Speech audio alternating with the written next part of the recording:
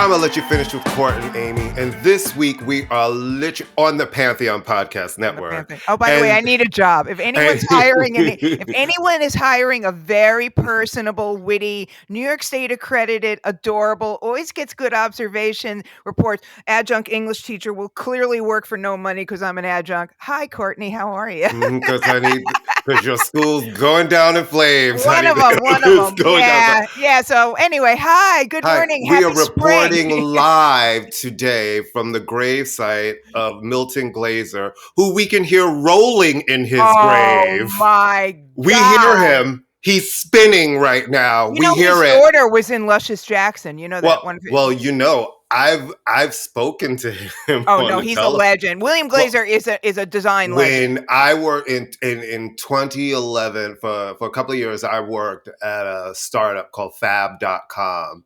I remember them. Yeah, and he designed the logo. And then we would do Milton Glaser. It was like when Gilt and all of the new flash site sales, and ours was really focused on design. And we did a lot of Milton Glaser sales of his art. All right. For those of you who don't know who Milton Glaser is, because New Yorkers are, he is the man who designed and here's the word iconic for a real reason, the I Love New York logo with the apple in shape of a heart or heart. And he designed that in the back of a cab with a crayon on the back of an envelope. Okay, so this is 70s New York. That is the iconic I Love New York. And the New York Magazine logo too, I believe. Oh my God, he did the new. So our lovely governor and mayor, for reasons unknown, other than they both clearly have lost their minds. Yeah. And they're dipping into Manischewitz. Hey, don't blame it on the Jews. Neither one of them are Jewish. Well, Jewish people. Well, I just try to think of a wine. They would go. You want to keep it like Ron DeSantis and very New York. I think like if you say Manischewitz in New York, people get it's wine. You know. Wine. They decided. Right. They decided. New York has been through so much. Yeah. And now that we're past the pandemic, we need a new slogan. Why don't we take the one thing we love? To bring the tourists back, who, by the way, are back, and it's annoying. Let me just tell you something. Leave. This is the thing.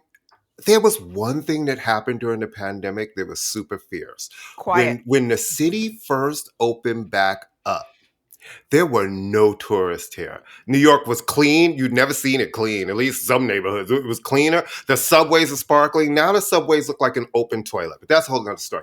They decide to update. Not only the slogan, but the imagery to "We Love NYC." It looks horrible. It looks all right, go online and look at it, but everybody. But I will say this: it's like I know nothing about well, that's not true. I know some things about graphic design, but I know enough to go. This sucks. It's off balance. The font is weird. The first thing I thought was, it's ugly. What's with the symmetry of this? Like, why is the heart over like this? Yeah, it's awful. Wait, and the best part was they're like, we didn't pay for it. It's like. You look like you didn't pay for it. It looks like shit. Who would fuck with the iconic Milton Glaser? It's emblazoned across every T-shirt and hat across the globe. I know. Anyway, so it's just like, keeping in the philosophy, if something works and people love it, let's just destroy it for no good reason because we're bored. And then stand there and talk about, isn't this exciting? No, it's not exciting. No, it's really dumb. Bad. It's really bad. It's horrible. It's really, really bad. Horrendous. No, just look at it. You can go online, you'll see it, and you'll cry tears like we're crying. Speaking of tears, okay, so March Madness, I have to be honest with you. I don't have the attention span for 5,000 teams. I start seriously paying attention when it gets down to a manageable amount of teams. But holy moly guacamole, this is a good time to be a commuter school in New Jersey. Yeah, absolutely. Like the smaller schools have definitely been... kind of surprising everybody this go around. Well, Princeton, I mean, just in terms of, I don't think there's a bracket that exists anymore. They've got Right. to all be gone. Mhm. And one day someone will explain the bracket thing to me, but it's okay. You know what I do enjoy about the college basketball, though, Mhm. other than the fact that I'm watching people being exploited by huge corporations and Well, not anymore institutions. because now they can Oh, they get all. paid? Oh, they Oh, get well, paid. now you can do deals and Oh, and good, you good, can good. do name and likeness deals. And these kids, especially the ones who are little burgeoning stars in that world, Okay. they're making money, Oh, good. Okay. which has made a lot of the schools mad because some of these kids now are like making serious bank. Right. Well, what I do enjoy is, it's your last time to see dorky white people play basketball, Hmm. because dorky white people need love too. But yeah, I Hmm. can't keep up with it, but it is always fun to see Cinderella team. So that's Fairleigh Dickinson. I mean, Princeton is obviously an Ivy, or a mini Ivy. But holy crap, nobody saw that coming. So it's nice. It's a Yeah. little chaos is always good in March. That's why they Hmm. call it March Madness, I guess, as opposed to Hmm. March. We know how this is going to end ish. But speaking of which, okay, so I saw an article the other day. Somebody posted an article on the interwebs talking about where do we think the Knicks are going to end up and who do we think they want to play and how teams are starting to get nervous playing them. And I went, when's the last time you read anything about anybody being nervous about playing our New York Knicks? And I'm like, Listen, we are mission accomplished. scrappy. Mission accomplished. We are scrappy. We fight for it. Listen, like we are both team. We are Knicks people. And I love that we're scrappy and we're finally kind of sort of living back up to that reputation of Winning. fight. And well, not just winning because we lost last night, right? But they put up a good fight. Julius Randle scored like 52 points. Career high, right? Career high. Yeah, absolutely. And they really they fought. They fought. We're not seeing those games and when they do lose, the games are very close. We're not seeing the blowouts that we used to see where it was just really embarrassing to sit and watch this team just constantly be trounced. They're fun to watch again. And listen, I do believe that it is better for the league when the Knicks are doing well. It's totally better for the league. New York is still the number one market. You know what I mean? So, and this is why I'm not mad at the Nets being here. There's room for more than one team here. Yeah. But I still find it funny how everybody's suddenly a Knick fan. And then how every iteration of these Nets that have come was supposed to be, well, this year they're the ones to beat. They're going to win. And they have not won, just like the Knicks haven't won a championship. So Team Knicks, New York will always be a Knicks town. I don't care if you like the Nets. Yeah. I don't care. The New York City will always, always, always be a Knicks town. Yeah. The only thing wrong with the Knicks, of course, is its owner. Let me just tell you something. I really do think he's just really. It's like, what's wrong with you? I can tell you. Want me to tell you what's wrong with you? Would you like me to break down what's wrong with him? Mm-hmm. He's a filthy, rich, privileged, white Republican man. Boom. I mean, because now he's hiring private investigators to follow the state liquor authority. It's like, sir, come on. Like you are fighting everybody. You're fighting former Knicks. You're fighting lawyers at 8. Oh, by the way, I just want to point this out because you not defend it, but you were like, I can understand. Oh no, here it is. I have gotten so much shit. I was like, I can't believe. All right, but let me tell you why he's in trouble. Because you cannot just refuse service to somebody because you don't like what they look like. I mean, basically, you can't just say that's what's been happening on people. That's why he's in trouble, not because of the lawsuit. You can't just say I'm kicking you out because you can't do it. Bakeries have been like, I'm not baking your cake because you're gay. And it's like nobody invited you to eat the cake. No, this is the state liquor authority. He is licensed by the state. No, I'm serious. Whenever you think of he's licensed by, he has a state license. So no, that's not. Well, what I said was, I didn't say I approve of whatever. What I said was, I understand if you're suing me, fuck you. You can't come in my business. Nobody from your company until we resolve this. And I still stand by that. If your company is suing me, okay, cool. None of your employees can come into my businesses until this lawsuit is settled because you guys are suing me. I don't care if it's not your department. You work for the company that is suing me. And So I stand by that for anybody in any business, because I think a lot of those people who think that's not fair, if they had a small business, would be like, I don't want anybody from that company coming into my small business until until Well, it's the point is that I mean it's what he's doing is breaking state law. well, So yeah, I think mean, he needs to give up the fight well, he won't because he's fighting with everybody. he's a Trump supporter. They Yeah, don't give up the fight. he's like, and you know, I it's don't just even know like he's a Trump supporter. And another thing I have to clear up, because a lot of people hit me up, I can't believe that you are okay with facial recognition. And I was like, look, guys, I'm okay with technology, because the truth of the matter is everybody who has an iPhone who now has, done the facial recognition to unlock and lock your phone, which I have opted out of. I have not done facial recognition. Well, that's because we have the SE. Well, no, but I've had another phone where I can do it, and I did not do it. You have put your face into facial recognition software. It's already there, right? So my thing is, we're arguing about shit that's everywhere. It's there. So unless we're all going to start really reading all these terms and conditions that we're saying yes to, like all of that shit that's annoying, like we're saying yes to a lot of bullshit. That's what I was saying. So like the selective outrage about facial recognition here and not here was my thing. Do I think James Dolan is a dick? Yes. I think that every time we turn around, you're never hearing of some good works that this man has done. Never done anything. He's good. always fucking waging a war in the most right.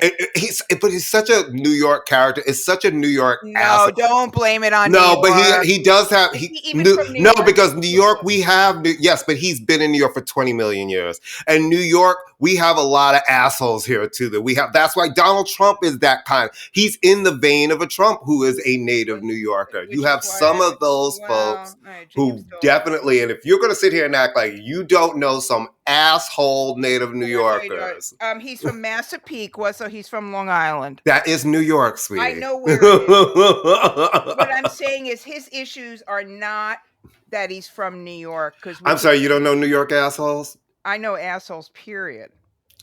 Me too. But there is something about a New York asshole that is very specific. I think his issue comes with white privilege, being a man, and no one ever saying no to him. And being an asshole. That goes in correlation with white privilege, being a Republican, being a man. That's shorthand. I mean, that's shorthand for it. Yeah. I mean, I'm just saying it with lots of words. All right. Speaking of, this Taylor Swift is on tour. So she opened the tour. Evidently, it's getting rave reviews. I have to say, the costumes are serving very Vox Lux. She looks fabulous. I mean, she's giving me Versace and Cavalli, and she's crystalled out. I'm like, oh my God, you can't sing, but you're fabulous. Well, hello. You can't sing and you can't dance, but hello. I wonder if there's a reason why great. Is she dragging like guest stars on stage yet? Not yet. There's no guest stars. But she's doing a 3-hour, 15-minute show, which I absolutely respect. And doing between 44 and 45 songs a night, which is a lot of fucking songs. That is a lot of songs. And a 3-hour and 15-minute pop show, that's a long pop show. We used to rock shows that long, right? You know, Springsteen would legendary play 3 and 4 hour shows and stuff. The pop artists usually are good for anywhere from about 90 minutes to about 2 hours, 10 minutes. 3.5 hours without a break. She doesn't take an intermission? Nope, no intermissions. Well, she doesn't dance. I mean, honestly, that's well, she has her version of dances, but yeah, the thing. No, but I'm saying she's not exuding. I mean, I'm not trying to. But, I mean, that is a lot. But she doesn't dance, and she's probably not singing. And I shouldn't. No, she is sing. No, she sings. You can't. Don't put those kind of. She does sing. She absolutely does sing. Right. The thing is, listen. I think she does her thing. And when I say she can't sing, I should rephrase that. I enjoy her on record. Yes. And she does pretty much sound like her record's somewhat live. You know what it is? I'm always waiting for that moment with her, like to just really belt it out. And there are times I'm waiting for that moment, and that note comes, and I'm like, oh, okay, right. I keep forgetting you're not that kind. I can't want you to do the thing that you she's not don't Mary J. Blige. do. Right. That moment is not coming. I mean, you may want it. This is not Florence and the Machine. The moment is not coming. Right. But I will say the outfits are coming. Good for you, Taylor, because you're giving them couture. It would be really nice if Taylor and her couture said something about what's going on in Tennessee. But, she's spoken out about a lot of different stuff, and we don't know what she's saying on stage, right? Because I know that she does say things from stage. I'm just saying it would be nice. We don't know that she hasn't said it from the stage, because a lot of times she tends to say things from the stage, right? Did you read anything about the show? I'm talking about if she had said it a month ago when they passed this law. That's all. Well, true. She can say it from the stage. She is the biggest entertainer. True, but I think there are a lot. But she's not from Tennessee. She's from Pennsylvania. And James Dolan's not from New York. Well, he is from New York. But I think we have to stop. Because here's the thing, real talk, and this is as someone who's worked with artists. We always want. Sometimes people who sing and make movies just need to sing and make movies, because yes, I believe if you want to say something, you should say something, but these times are just so messy, and it's not about entertainers anymore. We need real people. This is what I say.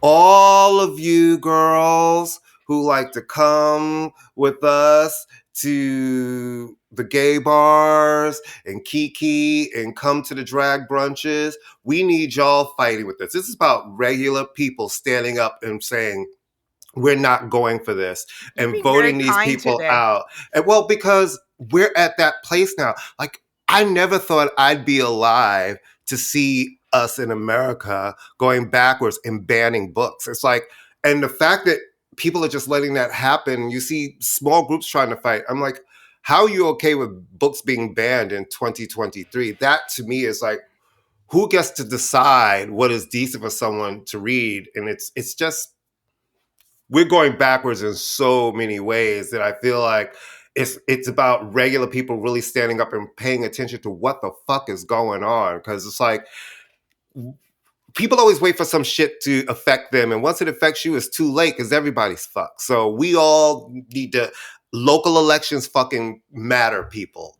You need to vote in every election. We need to vote new people in. I believe we need term limits in Congress, and just don't even get me started on this. Happy Ramadan, everybody, by the way. Oh, is today the first day? I just got. So not only are my students going to be depressed, they're going to be hungry. I'm going to have hungry, depressed students who are about to lose their scholarships. All right. All right.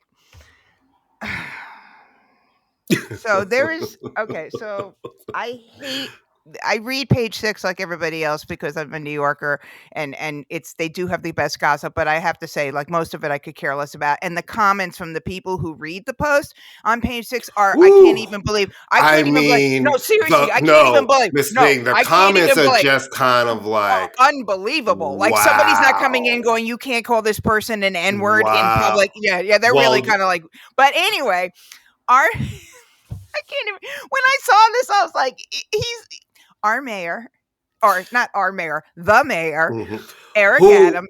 Can I just say this? You and I have been in New York our whole lives. Yeah. I never knew there was a jacket that said NYC mayor and a hat that said NYC mayor. I knew because I never really saw any mayor wearing it, except Eric Adams, who seems to wear both every fucking day. He is the guy, I told you, he's the guy that worked at Bad Boy in the promotions department as an intern, who as soon as they would come out with merch, was like, I want that. My friend, the late Tom Terrell, the writer, used to call those guys promosexuals. Like my friend Bobby, God rest his soul, he had he bought one of those Sony jackets. Remember when the labels, like the Def Jam jacket was the hot jacket to have? I had one. Did you have it? And he had his Sony jacket that had a limit. Now, he never worked at Sony. Me, who worked at Sony, did not have a Sony jacket. There are some people who love merch. Well, he's that guy. Yeah, he is that guy. He's that guy. All right. So anyway, our mayor, the mayor, we have said this a million times. There, he would go to the opening of an envelope. He's at every club. He's at every club. Every concert. The other day, he was at a soca party last week. The other day, there's an item about him and his son, who we have heard that he has a son, who is arrested rapper who was discovered in, hold for it, Albania, which is a lovely country. No. That's not where he was discovered. He's an independent artist. He's been putting out records for years. He was actually started as a voice actor. I don't know if you noticed when he was young. There was a show on Nickelodeon called The Backyard Docs. The Backyardigans, yeah. Backyardigans. He was Tyrone the Moose. He was the voice of Tyrone the Moose. For Nickelodeon. So he started as a voice actor when he was 10, and he was writing, and he's been an independent artist putting records out. He went over to Albania to compete. I've been there. I've been in Albania. I was about to say, country. It's a lovely you've country. actually been to Albania. I've been to Albania. It's a lovely country. Great food. Is that where you thought the lady put a curse on you in the Yes, on the bus. on the bus? Yes, no, I don't think it. I know it. You did come home and fall. I will say. Thank you. But you did come home and fall. You know what I'm saying? You did come home and fall. It took a minute to kick in. It's like, She put a curse on me for sure. He went on, I guess, their version of like an American Idol to perform, because he's trying to perform all over, and he's been an independent artist. And what's his name? Jordan Coleman is his a name. But his hip hop name is Jay who? Jay, my dad's a mayor. I don't know. No, it's like Jay Who or Jay How or something like that. Jay Who. But the point is that, so this J-O? I think it's J-O. Yeah, I think so, yeah. Who seems to be a perfectly nice person. It's not his father. He is a horrible human being for a father. Who, though, gave him the apartment in Brooklyn that Adams has claimed to be living in all these years. But that's another story. Anyway, the point is that Eric Adams has made this whole rant and rave about drill. We got to ban drill. Drill rap is bad. Drill. Oh, and my son is a drill musician. That his son failed to mention. His son, our fish-eating vegan mayor, forgot to mention that all drill is bad unless it's my son. Right. And they went to the record release party. Now, I just went downstairs to find my friend, who is my friend and is also works in the building, who is Albanian extraction, to find out whether this like Wakanda Forever salute that they were doing in the post picture is actually an Albanian thing or just another thing that Eric Adams has made up. But yeah, so we have our mayor. Makes you long for the de Blasio kids, doesn't it? I mean, listen, they were just like smart. We voted for. They voted for. Right.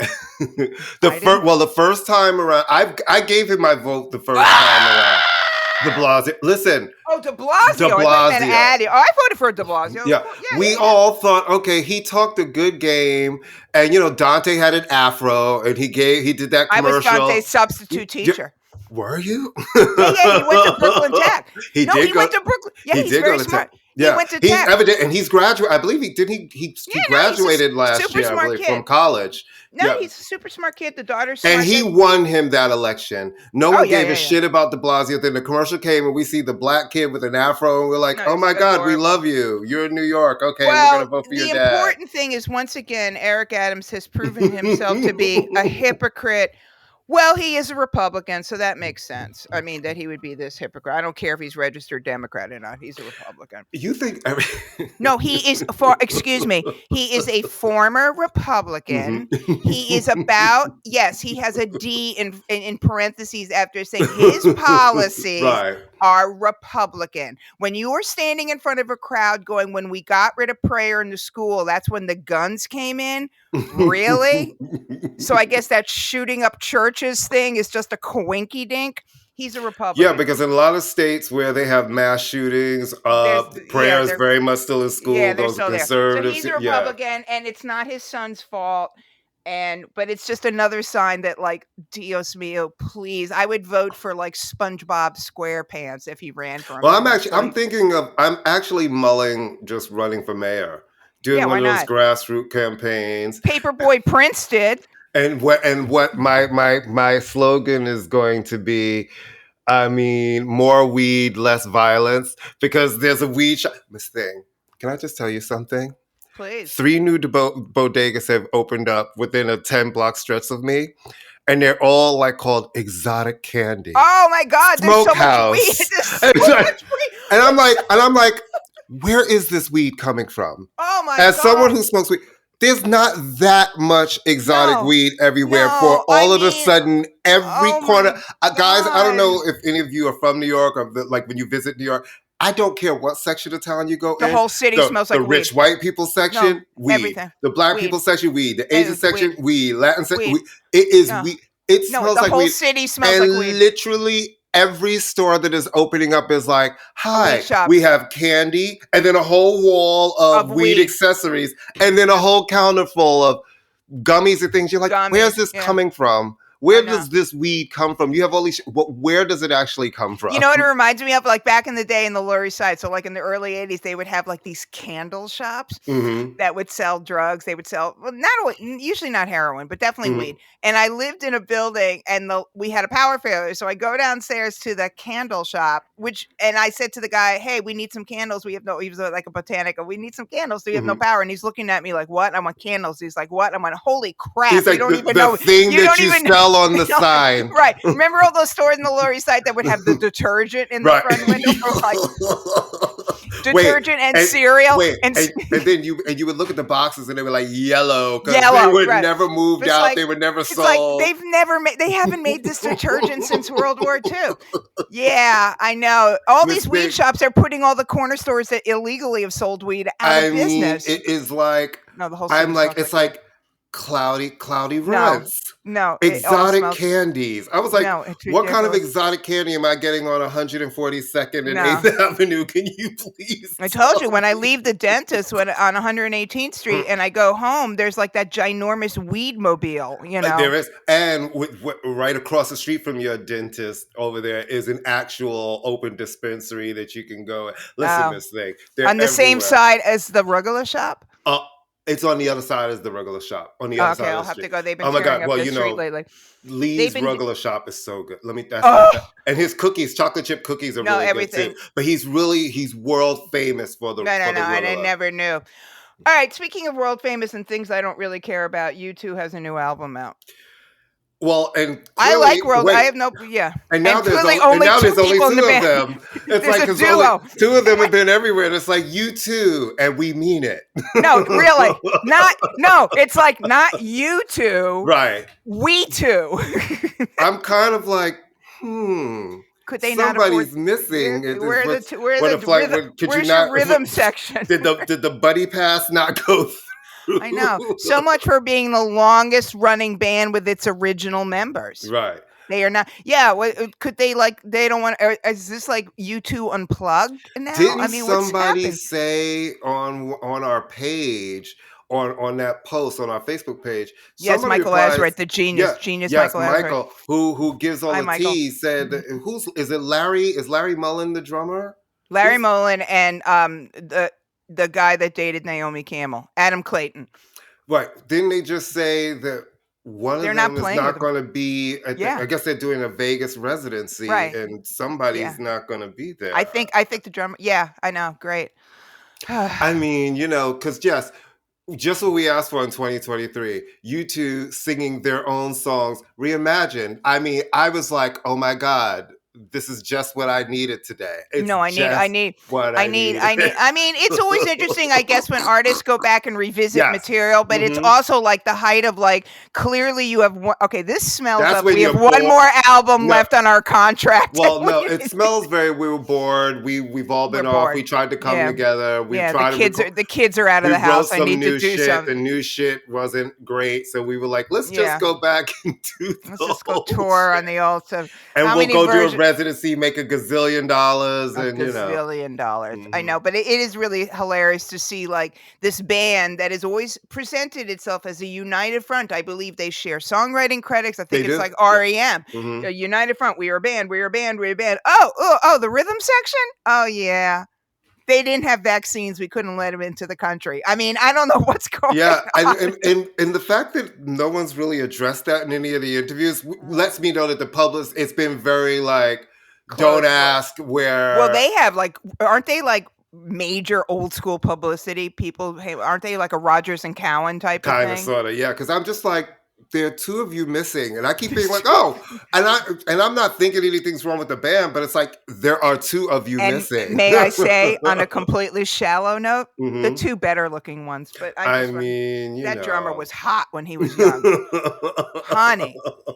Not that one should judge a band by its looks, but I'm Mhm. saying if you're going to listen to a band and they happen to be good looking at the same time, it's a win-win. I mean, let's stick it in. And that drummer was good looking. Mhm. And Naomi Campbell.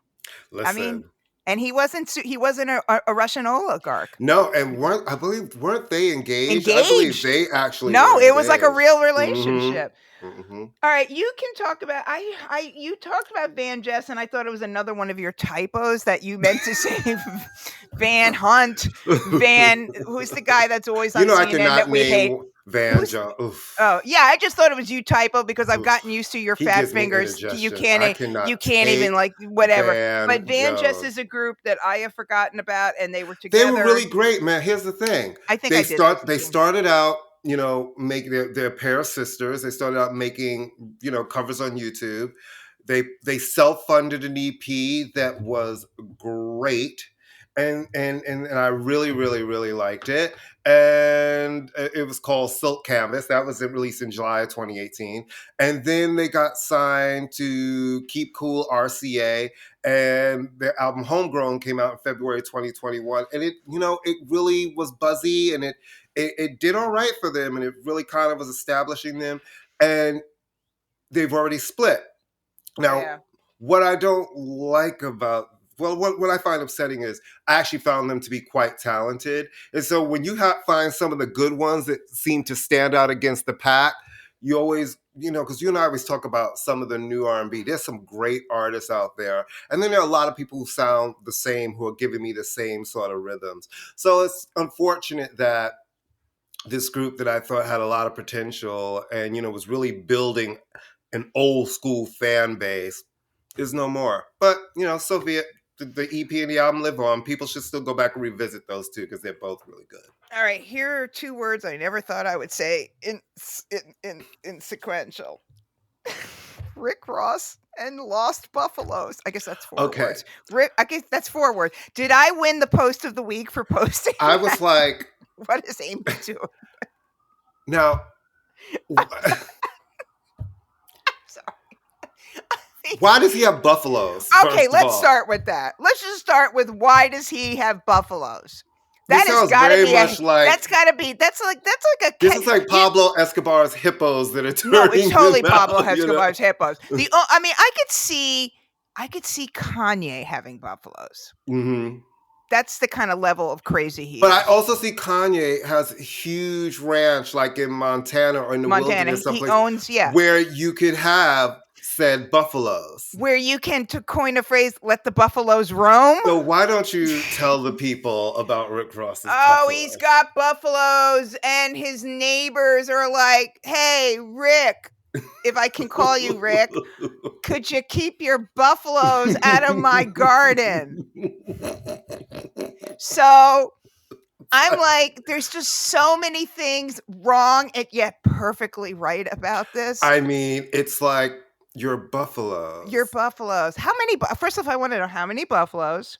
What kind of buffaloes? Buffalo soldiers, American buffaloes, roaming buffaloes, Buffalo Bills. Which buffaloes? Buffalo stance. Buffalo stance are very good. What are these? Are these buffaloes taking a buffalo stance in this person's garden? And buffalo's a big fucking animal, so it's like you can't have buffaloes pygmies. that are just roaming into your neighborhood. You cannot have pygmy you have your buffaloes kids playing in the fucking yard, and all of a sudden a buffalo comes charging at them. Like what kind of vaccinations do you need to get for a buffalo? What kind of vet can treat a buffalo? Aren't buffaloes an endangered species? Rick live in? I don't know. He was in Florida. Is he Florida? No, there's no way you can have a buffalo in Florida. There's no way you can have a buffalo. Well, they have manatees. Where is he that he would have buffalo? All right. I was too busy moaning the fact that I don't know. It's just bananas, though. But it's a good way to get him back into the conversation, right? Because who cares about Rick Ross? Has he been doing any Rick Ross Buffalo. Okay, Rick Ross. Okay, the headline: Rick Ross's buffaloes It's wreak in havoc on Georgia. Georgia, This thing. Fayetteville. Well, there you It go. is in Georgia. Causing Wait, panic wait. over to the. I'm going to read This it. thing. Rick Ross's pets have frightened his neighbor not This because of thing. their Are bark you? or I bite. just clicked on it. Can you look at this? And you see giant buffaloes grazing on people's lawns. I want to say something. I have to tell you this. And they wander through the neighborhood. I am someone who, first off, you should not have buffaloes unless you're a farmer and they're out on a range. So it's mean to the buffalo. It's mean to the buffalo. This is not a freaking pit bull. It needs space. But I'm just imagining the neighbor going. Okay, and here's what Rick Ross says: always return stray animals. Always keep a collar on the animal. Mine don't have a collar, so when you see a buffalo, give it a carrot, give it an apple. They so kind, they so peaceful, Ross said. Thank you, everybody, for making sure all my animals got back into the promised land. I'm sorry, I'm leaning back from the mic because if I scream into the mic, Courtney's head would explode. What? Okay, yay. Keeping it real, Rick Ross. Keeping it real. Buffaloes. Now you know we're going to see. We're going to see a bunch of knucklehead rappers coming onto the red carpet with a buffalo on a But chain. now I kind of want to see a buffalo. I would like to give it I would give one an apple. I love animals. Go to the Bronx Zoo. They got lots of buffaloes at the Bronx Zoo. I'd be like, you want an apple? No, really. Listen, they got lots of buffaloes in the Bronx Zoo. They're an endangered species, as is Rick Ross, clearly. You are just upset because you're on what is it? J Who's, J Wild, J Yo's. You do a spoken part on J Yo's new upcoming drill rap single. And I do? You do. You're kidding. Yes, okay. Yes, you do. I got nervous. You know how my voice travels without me knowing it. No, I'm telling you, every time I'm doing research or something for the show, and I'll go to like a Wikipedia page, I start there, then I dig up the other shit. And it's always I get to, I usually go to what are the stats, what are the weeks, what did the album do? Then I always go to the section about, the release and commercial performance and what were the reviews. And there's always a line. Amy Linden of Entertainment Weekly. I know. Amy Linden of Nyla. It's from all him. They always pull your quotes. It was a good gig. Yeah, I don't really want a buffalo, but bless it. It's just when you think of like, what could I read today that would be the most ridiculous, incongruous statement? Buffaloes roaming onto property. I want him to make a remix of "Give Me a Home Where the Buffaloes Roam, Where the Deer and the Cantaloupe And evidently play." where the buffaloes roam is in Georgia. Can you imagine coming out your house in the morning to pick up your morning paper and being like, "Oh, sweetie, there's a buffalo on the lawn." That's what I'm saying. That's what I'm saying. All right, let's talk about the Def Leppard guy, and then we'll talk about something sad. Mm-hmm. I mean, I guess somebody being attacked is obviously sad. So Miami is like a hot mess right now, right? Didn't they just shut down Miami? Maybe instead of worrying about trans people and CRT and all this other nonsense. The craziest shit is happening in Florida, and Ron DeSantis is just acting like none of that happens there. He's just on a whole tour of fantasy land. Yeah. And meanwhile, once again, spring break in Miami, 2 people were shot. I believe they both died. One was absolutely executed. They walked up to him in the crowd and shot him in the head when he fell. Oh, so that's like this is not random. This is like and then so now they've imposed they imposed a curfew. That was Saturday night. The first shooting was Friday night. Second shooting happened Saturday. They imposed a curfew. Everything had to close by 11:59 until 6 a.m. And they're doing it again this upcoming weekend. Curfew from Thursday through Monday. Everything He'll find a way but he's going to find a way of blaming it on Disney, drag queens, George Soros, and CRT. Right. I mean, it's just like it's just. Well, let me just say this: everything but the guns. And some of the stuff that I have read. Yeah. And then we'll go back to the Def Leppard drummer. Some of the stuff that I have read this weekend. So on TikTok, there's been a lot of the news videos of all of the people running, and it's kids of color that are going down. It's Black kids who are going down now to Miami for spring break, and like the comments that I have read under these videos make the comments on the post, page 6, look like a trip to Disneyland. I mean, just Wow. the racial overtones of it have been, and your eyeballs pop out with I some of don't the even think shit it's that overtones. I think it's just racist. it's like full out, Yeah. full out crazy. So Yep. Florida's in some shit. Yeah, no, I mean, it's beautiful weather. Parts Mm-hmm. of it are lovely. They Mm-hmm. voted for this clown. I don't know what they were thinking. All right. Mm-hmm. Well, the drummer for Def Leppard was attacked down there. He is okay. But it could have been It could have so been. He much could have worse. died. He could have died. I He mean, has a concussion. He was outside smoking a cigarette, and a drunk 19-year-old oh, there you go. just didn't even. I don't even think he said anything. Just walked up to him and rushed him and knocked him over, and he hit his head on the Did pavement. he know? Well, he does. This is the drummer who very famously and heroically he had lost his arm in a car accident many years ago. So he is their drummer and has continued to play with them. And it's like like it's amazing that he can. I have to imagine that the fact that he was that he looked like he wouldn't be able to fight back would have played a role in this. I don't know, but I have to imagine that and his name is Rick Allen. We keep calling him the drummer, but I'm sorry. He wouldn't have tried to rush Rick Ross because he would have a buffalo. But we don't even know because they haven't released a reason why. They just said that he was drunk. So we don't know if he was a fan of the group. Like they just seem to be protecting this kid instead of saying why he fucking did it.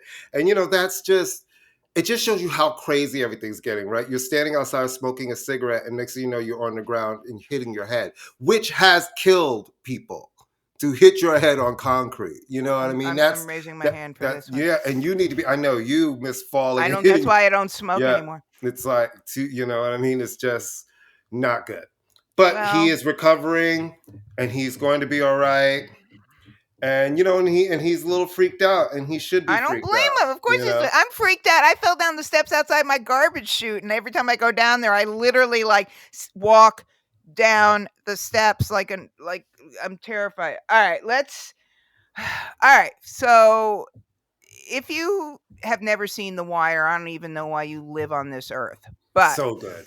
It's literally, and it is every white person's job, to say they love The Wire. It's part of our it's part of our contract. It's in the contract that if you're a white person with progressive politics in any way, you have to say, "Oh, in The Wire," and you have to get into fights with people about The Wire versus The Sopranos. But the point is that it is a great show. Lance Reddick played Lieutenant Daniels on the show. He, like a lot of shows, I knew these actors all had names, but I would just refer to them by their character's name. And he passed last week, 60 years old, which is too young, but he played in many, many shows. Fringes, which I've never seen. He was on. He was Sharon in the John Wick series, right, which he completed. He has a lot of things in the can. Right. First of all, I have a lot of friends who work in film and television that have worked with him, and they were really upset. Lovely. They were like, he was the loveliest person. Great and a consummate professional and a great, great, great, great guy. He has a bunch of things completed, so we will see more of his works later. An amazing voice, an amazing. I will say this. And okay, how come nobody ever told me that Bosch on Amazon is basically a mini ER and The Wire reunion show?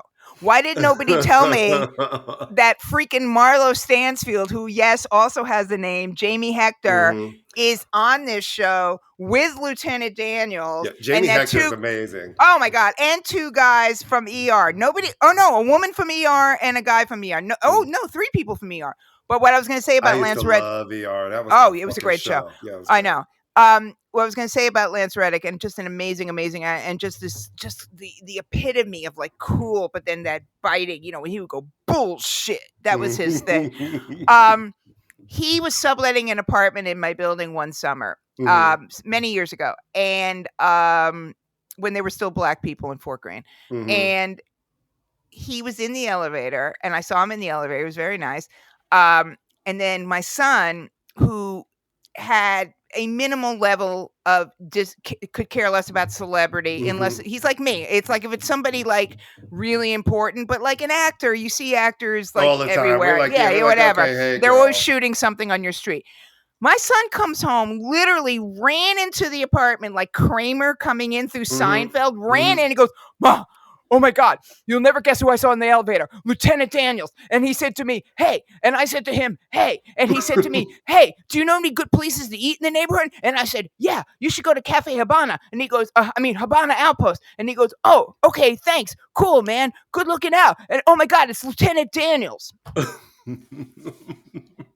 He was seriously impressed. So a lovely actor. I got stuck at Cafe Habana. You just took me all the way back. You talking about the one in Fort Greene? No, I'm talking about the one in the city. Oh, I loved Cafe Habana. It was good. It was so good. It was good. I used to take my mom there. I was going to go there with friends. R.I.P. Lance Reddick. I mean, just a fantastic actor. Great guy. And again, but thank you, world, for not telling me that Bosch is a Wire reunion show. So that makes me sad. But 60 years old, Jesus Christ, that flips me out when people are dying when they're younger than me. I don't like that. Yeah, I guess it's really, I don't like that. I was talking to somebody the other day. I always buy these tamales every week. This really nice family sells them, and I was talking about something about getting old and blah blah. And the guy goes, age is just a number. And I went, until you are that number. And then listen. No, because here's the thing. I remember I'm going to be 50 soon. Then you turn 50, and next thing you know, I looked up and I'm 55. It just went it's going like. I'm telling you, man, one more year to the half-price Metro card. That's what keeping Miss Linden alive and kicking. Also, wait, not this May. I'm going to be 64 this May. Okay, next May. One more year. When we're about to take a break, when we come back, we're going to have a guest, musician, writer, TV executive, and artist, Tammy Glover. So we'll see you in a second.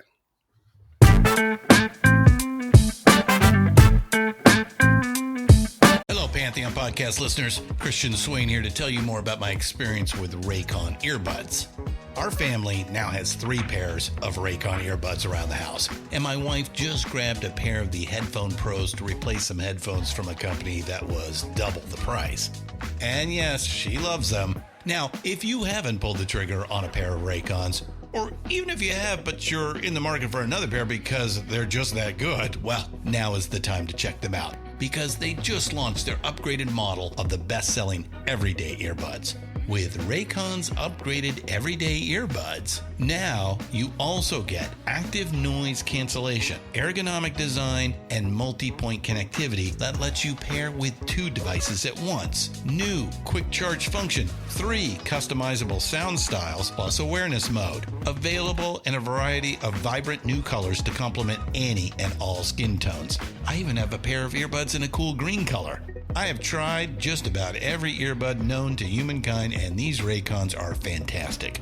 Seriously, if you've been wanting to check out Raycons, there truly is no better time. You're going to ask yourself why you didn't check them out sooner, and Raycon offers a 30-day happiness guarantee. So what are you waiting for? Go to buyraycon.com/Pantheon today to get 20% off your Raycon order, plus free shipping. That's right, you'll get 20% off and free shipping at buyraycon.com/Pantheon. buyraycon.com/Pantheon.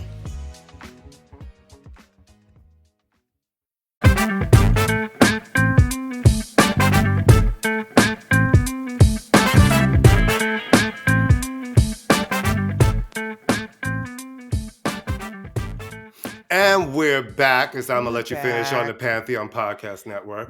Before we bring on a special guest, singer, songwriter, TV indie rock musician. I mean, she's kind of done. I mean, it's like enough already. Enough. Literally, it says Renaissance. These are two women in a row we've had. Her and Sky, who just do too damn much. And it makes me feel like, am I not doing enough? No, you're not doing enough. No, wait a minute. You told me you did laundry today. So I did do laundry today. All right, so stop. There are clean sheets and a clean blanket. Stop hating on yourself. You did laundry. But on a serious... But we got some breaking news in between a break from filming the first half of this show. The great, legendary Nick Willis Reed passed at the age of 80, and that's when you realize how old we are. An icon in New York. Oh, my God. No, one of the great... won the championship with the 1970 Knicks, was probably still on the team in 72 when they won too, right? Yes, he was. He was on the team both And years, I and he actually retired in 73. Yeah, I actually just posted. It is one of the most famous moments in New York sports history of Willis Reed coming off the bench.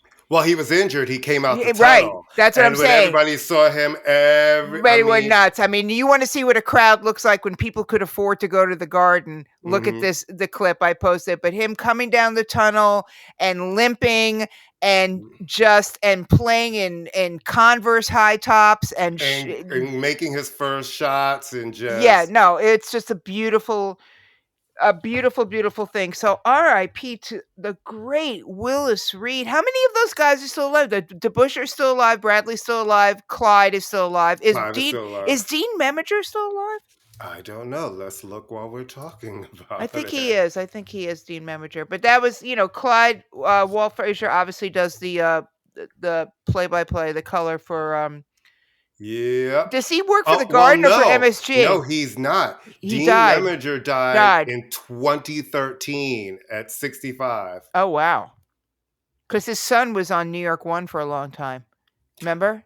Is that his son? Yes. How many yes. Had no clue. Yeah, that was his son. And I think Dean Meminger had like a rough life towards the end of his life. I think there was like stuff. Yeah, that was his son. I mean, you turn on him. He evidently had battled drug addiction for decades. Yeah, but Dean Meminger, that was his son. He was not Dean Meminger. I mean, come on. If your name was Dean Meminger in New York, that's a golden ticket there.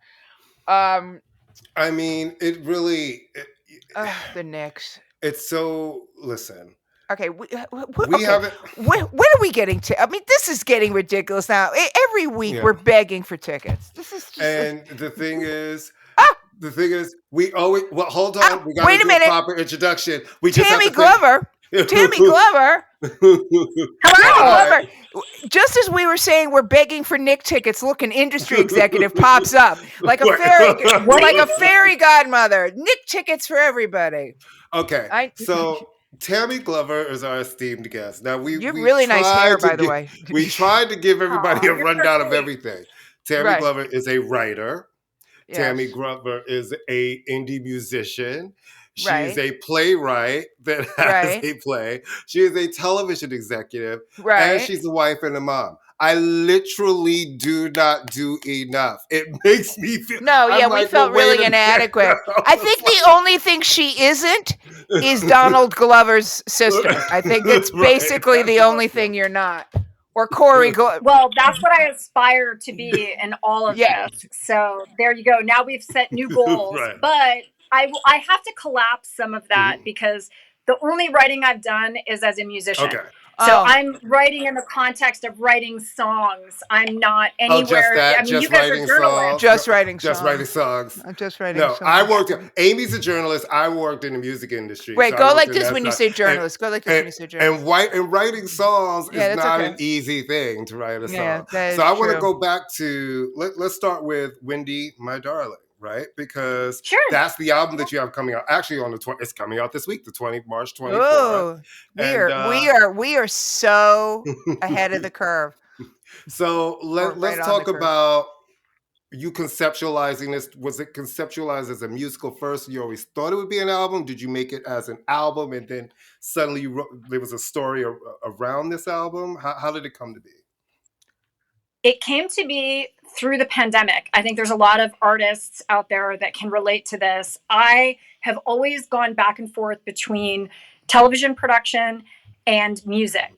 And I've been doing that for a really long time. And I've always been a ringer in other people's projects. I never had the bandwidth to write any. I mean, I've always contributed in other people's songs and been a co-writer on some things. And always a side musician. Loved to sing and have always been a utility player. So I play piano. Most of the success that I've had in other people's projects was as a drummer. And then when the pandemic happened and the world shut down, I had the luxury of working from home, which I never had before. So setting up a studio and starting to write was just a gift. But I learned a couple things in the pandemic. One, I never even gave it a thought that I could be an introvert because I'm around people all the time, have spent my life that way, and I love people. But about 4 months into the pandemic, I was happier than I'd ever been.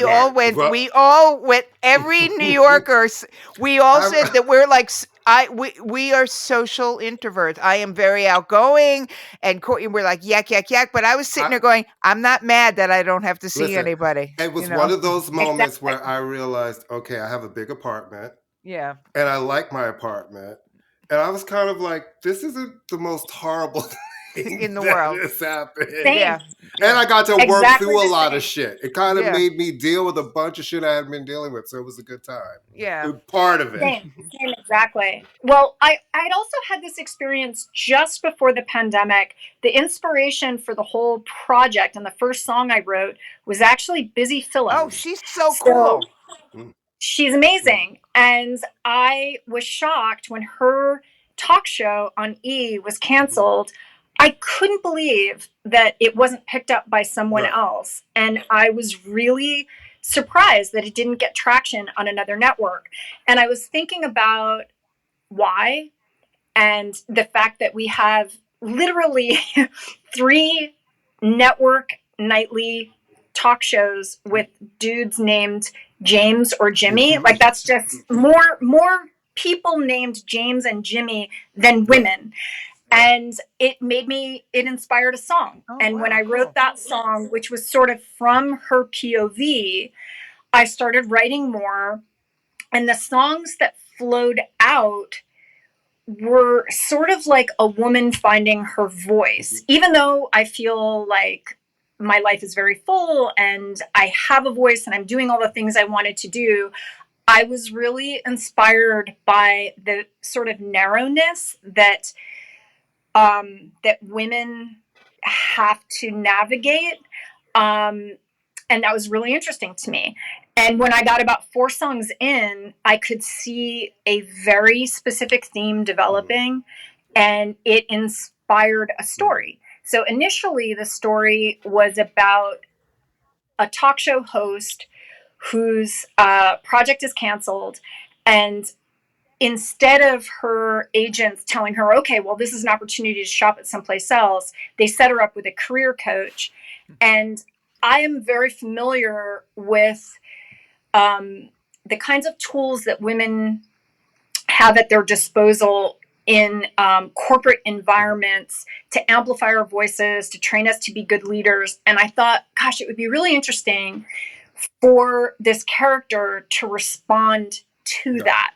And I outlined an idea of this person kind of going on this journey. And I knew that the end result, the conclusion of the piece, would be that she finds her voice and she finds happiness on her own terms. And so a few years before that, I had seen an actress in a show that she'd written. I thought she was incredibly talented. And I reached out to her just to find out, by this time we're a year into the pandemic, things are starting to open up. I'd finished all the demos for the songs. And I thought, okay, well, I'm not going to quit my day job and put a band together and tour. Like, now I have to go back to the office. And I've done a lot of touring in my life. And I thought what would be great is if I could engineer an experience where we could go to places that I love, that I want to visit. And one of the experiences that I've had over the course of many years as a musician that was very satisfying is when you play festivals, because you are not responsible for putting butts in seats in the same way that a festival audience comes and discovers you. And then the camaraderie of being in an environment with other artists, I thought, gosh, if something like that could exist, then we could pick the places to go and we could partner with somebody for the marketing part of this. And little did I know, when I partnered with the actress who wrote this beautiful script, her name is April Wish, that in fact exists. I didn't know about it because I'm an indie musician and I work in TV. but there are fringe festivals all over the like world. Edinburgh, like the Edinburgh Fringe Festival. Mm-hmm. Exactly. Yeah. And I had heard of that. And, I Phoebe Waller-Bridge, obviously on my radar. Right. And I knew about all of that, but I didn't understand that the world of independent theater is very similar. Yeah. I mean, you have like places like in Kentucky and all these like little, it's like regional theater. It's almost like indie rock theater, 100%. It's exactly like that. And so by reverse engineering this experience, which was, okay, well, I've bonded with dear friends being on the road, in a band, and you have to have the right alchemy of people and project, or else it's just a total drag. So I thought, well, this could be really fun. We'll go and so we started previewing it last summer. We took it to St. John, Canada. Have either of you been to the Maritimes in Canada? It's beautiful, right? Mm-hmm. It's gorgeous. I've only been to the cities in Canada. I've never been to like Newfoundland and stuff like that. No. Absolutely gorgeous. And I'm from Buffalo, New York. So it sort of had a disproportionate aspirational quality to me, because when I was growing up, that's where, people went there during the summer, and I'd always wanted to go. I'd never been. So that was the first place that we took it. Had a very specific, cool, fascinating experience with all the people there. And then we took it to Vancouver. Great city. And I love Vancouver. And I shot a ton of television up there. And actually had a show there when we took the show up there, when we took the musical up there. And the songs weren't even out yet. And then we did Solo Fest in LA to do it. And each time we take it out, we tweak some things, we get audience feedback, we see what works. I think the biggest change we made was shortening all the songs and pacing everything up, because we realized, just the pace is really different when you're in a show where you want to move the story. It's different when you're rehearsing it versus when you actually get on stage and you have to put it in front of people. That's when you kind of see the timing of everything and how it really, really moves. And that's why doing it a bunch of times out of town, you really get to shape the show. And a lot of times it looks really different from what you started. Like and the core will be the same, but it looks different by the time you get into that place where you're like, okay, this is it. It's kind of like a well-oiled machine. You kind of know what needs to happen, when and where. Are you in the show, Tammy, or you're... Okay. I am. So I play we designed it as a one-woman show. And again, because I'm not a theater person, I didn't know what I didn't know. So I went into it, and I make TV. So I wanted to make something that was light, that someone could go to. Like there's a lot to talk about in this show, because the story is about Wendy Darling from Peter Pan, who finds agency. She finds happiness. Oh, cool. So I wanted people to have this experience where, because it's talking about such big themes, you could go see the show in 1 hour, and you could go out to dinner, or you could have dinner beforehand, see the show, and go get a drink and talk about all the stuff that we discuss in the show. So I had these sort of odd goals. Like, I wanted it to be really funny and light. I wanted it to move fast. I wanted it to be 1 hour. And I also wanted to involve technology, because it started with Busy Phillips. And I thought, man, if there's any way she could be a part of this, I mean, it was more than I could hope for. But I thought, if there was a way to tape with her for like just one day, and we had this part that could be played back, that our actress could interact with, that would be enough. And so we have a best friend character. And it's perfect as a foil for Wendy to talk to her best friend and discuss the things that women talk about. A lot of the stuff that Busy was talking about in her show. I actually loved her show. I know. I watched her show. She just seems like somebody that would be so freaking cool, man. Her show was smart. Really cool. I liked her whole vibe. No, she's smart. It was a really good show. Was very surprised. I was like, you're not going to give this another shot? No. Because you can, especially when you see something, you're like, there's actually something here. You know what I mean? Exactly. It's like sometimes you have to just massage it and give it a shot. No, because she's her show was smart. really good. She talked about, not to get too heavy, I remember she talked about having an abortion on the show, right? I mean, she was very open about that. Yeah. And also, and I remember in thinking, her like, book, not good for her that she, good for her, man. It was like, I thought that was a very, very courageous stance for her to take, at that time, Absolutely. No, she's brave and unfiltered and authentic. And she did us such a huge solid because she came on board. Our director, Krisha Plonka, who I had worked with at Comedy Central. And so when we were looking for a director, I reached out to Krisha. Krisha taped one day with Busy. She was so generous with us to give us that time. And you immediately see, as soon as she pops up in the show, why she's a star. Right. She has so much charisma and so much light. And she, even though she's playing a character, these two women are talking about everything that you guys are talking to me about now, just dishing and being honest and talking about their lives. And then the other character we have is Busy's agent. And he's played by John Cryer. So he's John like Cryer? a different John Cryer? Yeah, John Cryer, Ducky. Yeah. Sorry. And so he came on board, and now we have our. It's a long day, it's early in the it's a long day. John Cryer. I'm like, oh, John Cryer. Okay, John Cryer. John Cryer came on board. Another just huge. They were both our first choices, and they both said yes. They both said yes. And what's really interesting is that even though she's playing a Hollywood screenwriter who she's lost her mojo a little bit, and her last project was a pass at all the studios, and John Cryer is there to tell her, the agent, playing this agent, to tell her all the things she needs to change.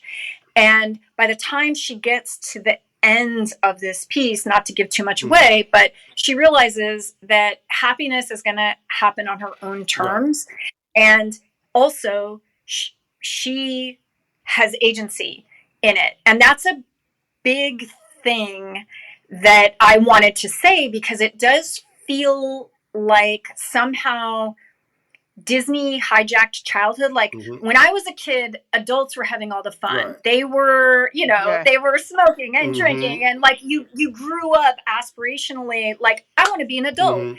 And somehow everything got turned around so that childhood is this magical fairy dust place. And that's awesome if you have great parents. I love that idea, and I think that childhood should be magical. But adulthood is where it's at, because we have agency over our lives, and we have money, and we know what we want. That's very true. And so I just feel like this story reminds people, you're as happy as you want to be. And if you're not happy, you can do something about it. You're an adult. You have agency over your own life. And in the story, when her daughter comes back from Neverland, which I don't know if you guys know this, but the original book that J.M. Barrie wrote, it's actually called Peter Pan and Wendy. Right. No, I do. Do you know the Broadway play? It was like, oh man, it was a while ago. There was a Broadway play reimagining Peter Pan, though. And the guy that played Captain Hook, like, won all these Tonys and stuff. Like, I'm just saying that Peter Pan is somebody, it's much darker, first off, like most children's stories. 100%. I mean, those Grimm's fairy tales, holy crap, man, all that shit. People are getting Bambi, everybody's dying. But Peter Pan is a really dark, weird story in a lot of ways.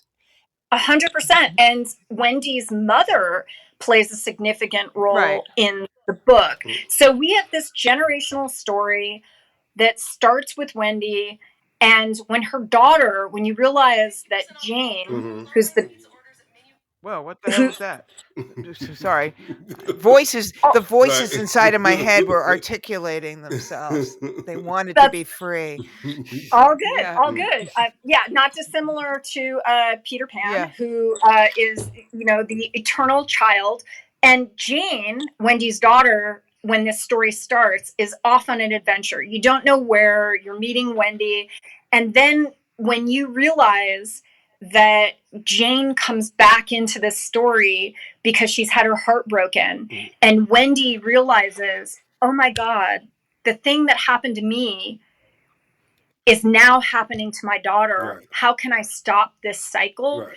You know, that's reflective of all women everywhere when we see younger women and our daughters start to go through this. You want to handle it differently. And this is like the best case scenario where Wendy learns this super important life lesson and imparts it with her daughter. So a lot of the songs are written from that POV as well. And that was super organic when I was writing them, because I have a 20-year-old son who was dealing with the pandemic. And we have a song that's on the album that's in the show called Change Your Day. And it literally was a day where he had it with the pandemic and like where we were at in this country. You know, the politics, I think, you know, it was right in the middle of George Floyd. And he was just like, I can't deal with this.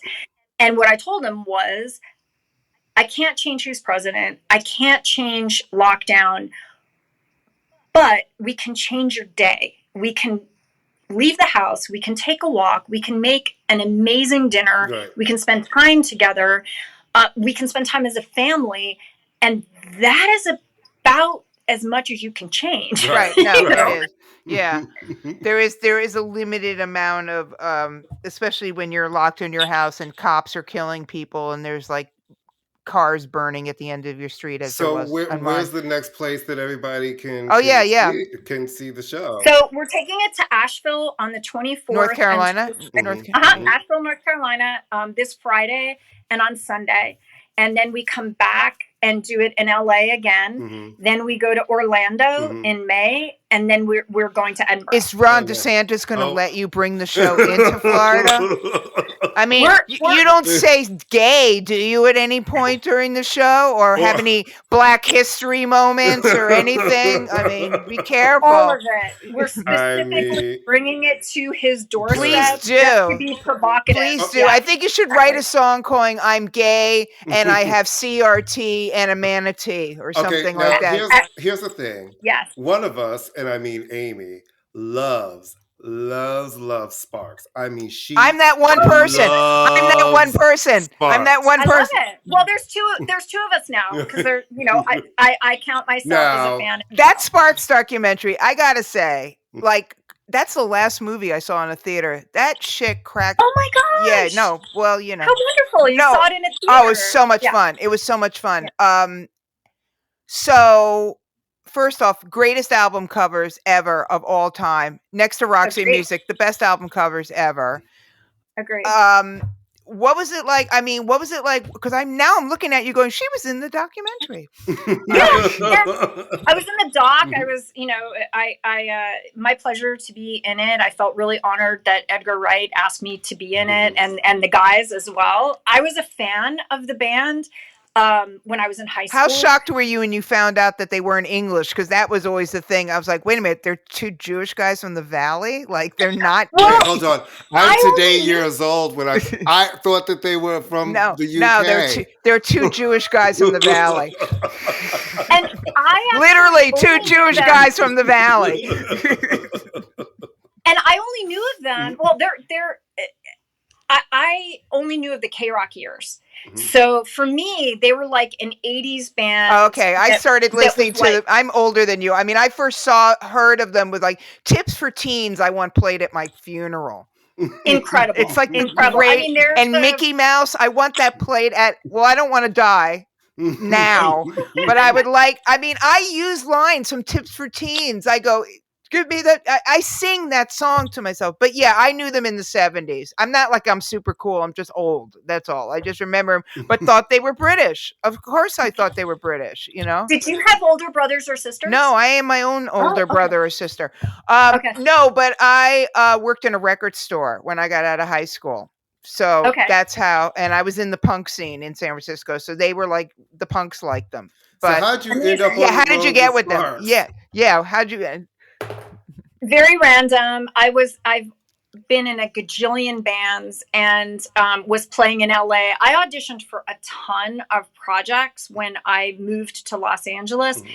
And, it's sort of an uninteresting story that someone recommended me to them. And I auditioned along with many, many, many other people. The only interesting part of the story is that I didn't think I got the gig, mm-hmm. And I was auditioning for a lot of different things mm-hmm. at that time. Had been recommended to them, did this audition, didn't hear anything, and I really didn't give it another thought. But then a few weeks later, I got a call from their manager that they were going to be doing a massive festival in Paris, and I had to rehearse, but I literally went from playing at the Troubadour, which is also an iconic venue, but it's a club. Right. To playing on stage. Yeah, the first gig that I played was a summer festival for about 20,000 people. Wow. And that was a complete reality shift. Mm-hmm. But what a pleasure and gift to get to know them and appreciate their sense of humor. And I've learned so much. The other part of Wendy, my darling, mm-hmm. that where I sort of figured out what it could be was from a project I did with Sparks called The Seduction of Ingmar Bergman. Mm. And I don't know if you guys know that project or I've actually heard of it. I have actually heard of it, but I don't know. Did it actually happen? Or I just remember reading something about it. Yeah. Yeah. We did it at the Ford Theater. It started as an album. And then it became a live show that we did in Los Angeles, and Guy Madden directed it, and for a hot minute, it was being developed as a movie, and that was really their vision for it. It was incredibly visual, but they put that up so that it could become a movie, and it was arranged and created as a musical. And so when I was thinking about what I could do to promote an album, because I knew I wasn't going to put a band together, leave my day job, mm-hmm. and go out on tour somewhere, I thought, well, that actually, I remember what that was. And I sat over Russell's shoulder for so many years, because he's also the engineer in that band mm-hmm. now, and they produce everything themselves in their own studio. And so I've been immersed in it for a really long time and realized, okay, I know how playback works. I understand what this could be and how the songs could drive a story from that experience. So even though I was removed from the band, it was still a reference point and a touchstone as I was creating my piece. Yeah, Courtney, you got to watch this documentary, because when I'm telling you, and plus there's a really, really fabulously bitchy moment from Neil Tennant, because we are obsessed with Pet Shop Boys, like obsessed. Sure. But it is one of the greatest bitchy queen moments in the history of bitchy queen moments. Oh no, it is. But it's a great documentary because you realize that they basically invented everything. Yeah, it's like one guy standing there, one guy singing. Okay, right. Every synth pop band in the world. I was just gonna ask you really quickly, because it's fun.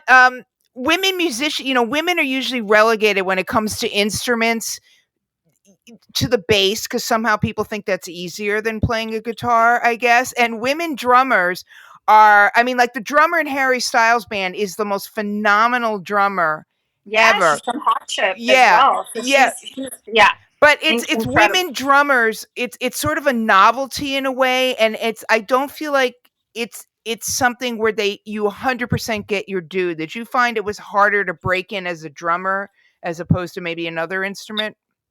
Yeah, I mean, it was always my instrument because my dad's a drummer. And so my first professional jobs were sitting in for him if he had been double booked or if he couldn't do a job, I kind of slid in, and I grew up doing my homework underneath the floor tom. Like I just understood band dynamics, how to work as a drummer. And something that I've been thinking about lately is how, because I agree, it's also really hard and different and quirky that I ended up as a drummer. But I'm actually really surprised that there aren't more female drummers for another reason, which is when you're working in television and movies, there are a lot of female editors because that job can be perceived as like a quiet, supportive role. That's a really interesting, right? You're not forward facing. You're not taking attention away from anybody. Right. And you're not leading. Right. I mean, you have to be a leader in any department head position. But it is interesting to me that drummers are, they're always just really cool, laid back,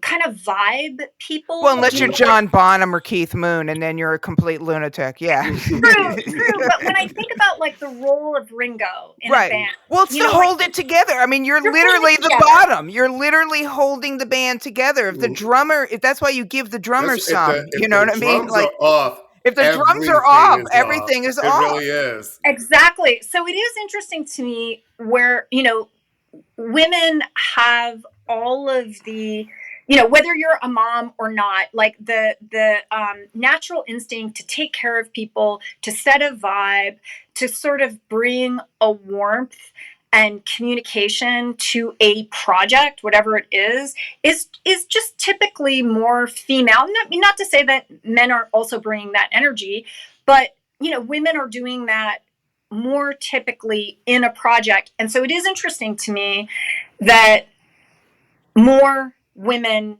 don't do that.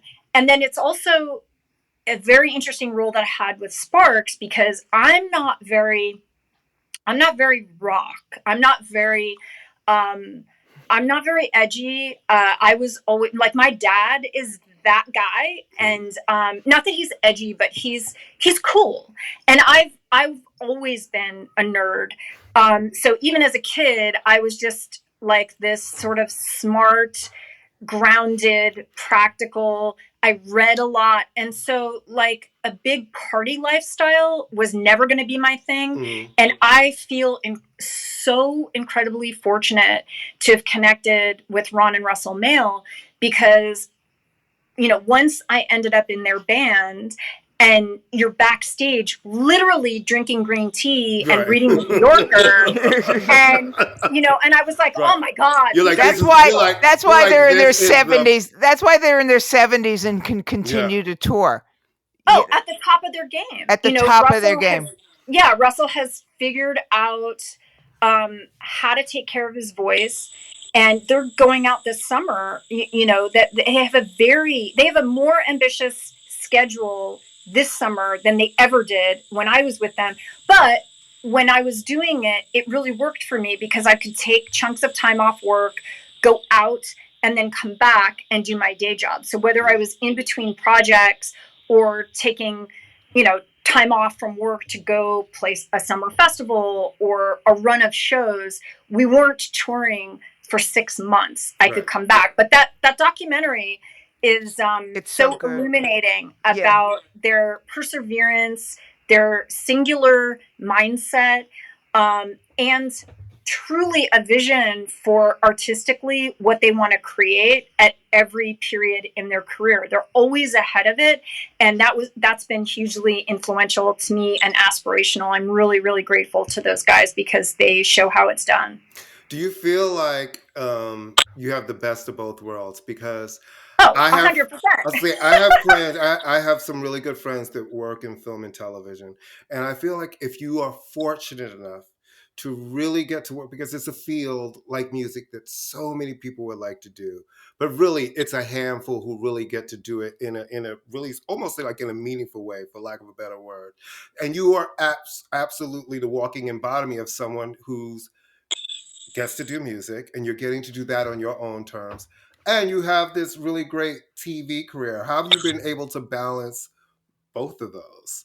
Well, there's no balance. It's Adderall. She takes Adderall. She takes a lot of Adderall. It's a hot mess all the time. Right. But here's what I would tell you is so it looks like there was some grand plan because I get to do both. Mm-hmm.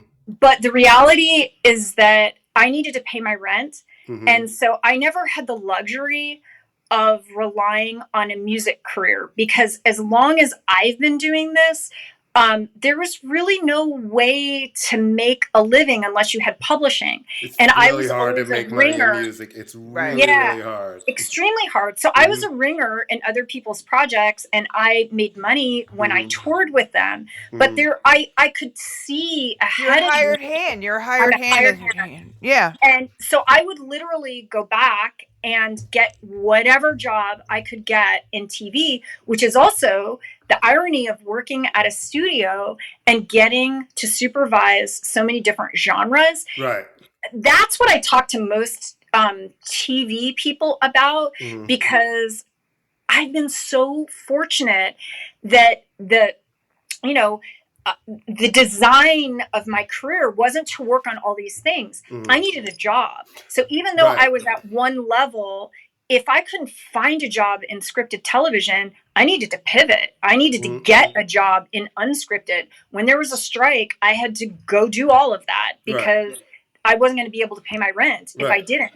And then eventually I ended up getting a network job. The very first one I had was at Comedy Central. And so once I became the vice president of Comedy Central, we did all those genres. And the reason I got that job is because I had been a freelance producer for 15 years, going back and forth between television and music. And I had to get a job with whoever would hire me. Yeah. And it didn't matter if I had to go back in title or in rate. My rent wasn't going to get paid. You're like, my bills needed to be paid, and I'm going to figure this out. Yeah, which is also kind of how I became a keyboard player. And, a lot of the other instruments that I play, necessity is the mother of invention. If you're like, I can do it. I was like, yes. I play guitar. I know the chords. Let me get. You're like, I'll be able to play this song by Tuesday. I absolutely will. Yeah, and that's where I am responsible and grounded, and I would do the work. I would practice. Absolutely. And then lately, it's funny, some of the other sort of ringer projects I get as a musician are because someone is going to rehab, or like now I'm at an age too where they might have a health issue that they have to take care of. And I can literally, people can depend on me. I will learn their stuff. I will show up. I will not be late. I will be able to be cool in the van. And that's another thing that I tell kids, that weirdo thing that professors do in college where they say, look to your left, look to your right. One of these people isn't going to be in the. And I'm like, oh, that is such BS. Right. It's the team of people that you meet when you're coming up that help you get those jobs. So if you're not a cool person, real. Let me just tell you something. That is the realest conversation. I listen. I have had interns that are now the boss in places. All of my old assistants from the music industry are very successful people and leading teams of people in different places. It is like, there's always going to be people you don't enjoy to work with. But I'm like, there is an energy that you need to bring, because you never, ever know when these relationships can come in handy. And as we wrap this up, it's a perfect way to wrap this up. Really, in any form of entertainment, relationships are so important. And if you actually have good energy and a good attitude, and you work hard, and you have good relationships, like you said, it can really help you in those moments. I'm counting on it. These kids are going to be who hires me when I age out of this industry. Right. And look at Survivor. This is something I told my son when we started watching it. The strongest person never wins. The smartest person doesn't win. No, it's the one with the best strategy. It's the one who develops relationships and that other people like. And oh God, then there's hope for me. Listen, don't get me started on Survivor, because I am a huge Survivor fan, and I also watch. I'm a huge Survivor Australia fan, and I'm in the middle right now of Survivor Australia: Heroes versus Villains, and literally we're down to the last 2 episodes, and I have been screaming at the television for the last 2 days. You gotta audition for it. Here's the thing. I'm not I'm too much of a listen. I'm not getting dirty and sitting. No, I'm not doing that. We're not doing it. I'm just laughing at the idea of you in the jungle in Australia, running around going, "Where is my Mylene Farmer records in the jungle?" And I'd be like, "There's no weed here. What do you want me to do?" I know that would be that there's no weed here. It's like, all right. All right. On that note, Courtney. Mm-hmm. Oh my God, Tammy Glover, who's not related to any of the famous Glovers, but we think you're more cool than all of them. I think that about you guys. I'm so delighted that you invited me on your podcast. So cool. Mm-hmm. There's like so many things we could talk to you about everything. Mm-hmm. Unfortunately, we can't because we're old people. It's daylight where you are, but here it's dark and squarey out. Well, we'll do it again. Well, yeah. Tammy has her lyric video for her next single, Hunters, drops on the 24th of March. And the full-length album, Wendy, My Darling. Is the album coming the 24th as well? No, it'll come out next month, but the next single is Hunters. So the video and the single drop on the 24th. You guys are so sweet to this month. Thank you so follow much. Tammy. She has there is a YouTube page, kids. So follow her on YouTube. Follow her in all of the places. And you know what the deal is with us. It's the same. If you're listening to us, you know where to find us. At this point, you know what it is. You figured it out. Thank you so much, guys. You remember to listen to all of the other shows on the Pantheon Podcast Network, where there's such an array of music stuff. It's like a lot of smart people than us. And we're smart in our way. We're smart. We're smart in a way where, like, we know because we're from New York. When somebody else, else 5-0, we run, we scatter in the right direction. No, we know how to run away from the cops. And we also don't go to all of the new weed bodegas. You pick the certain ones. Can I just say one thing, and then we'll go on that? Mm-hmm. I teach at a couple of colleges. I am swearing to God, and everybody sat there too. All of a sudden, I walk out of the class, and I went, okay, is it me? Is this entire school smell like weed?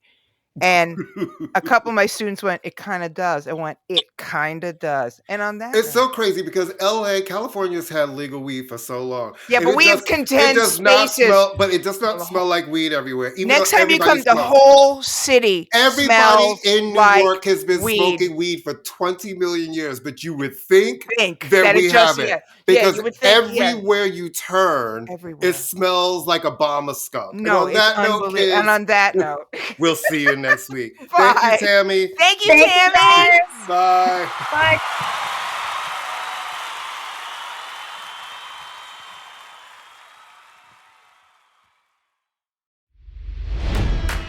It's NFL draft season, and that means it's time to start thinking about fantasy football. FantasyPoints.com features industry-leading experts and prognosticators using proprietary hand-charted data to help you score more fantasy points. FantasyPoints.com is the place to go for whatever kind of fantasy football you play. Whether you play fantasy football, daily fantasy sports, or do a little bit of everything, Fantasy Points has the meticulously researched content to guide you to victory. And why wait for the fall? Fantasy Points also covers the new spring football league, the UFL.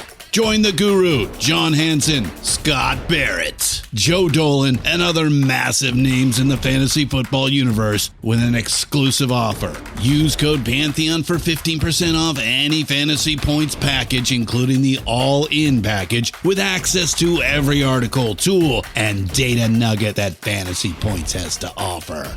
That's FantasyPoints.com and code Pantheon for 15% off at Fantasy Points. FantasyPoints.com, code Pantheon. Score more fantasy points.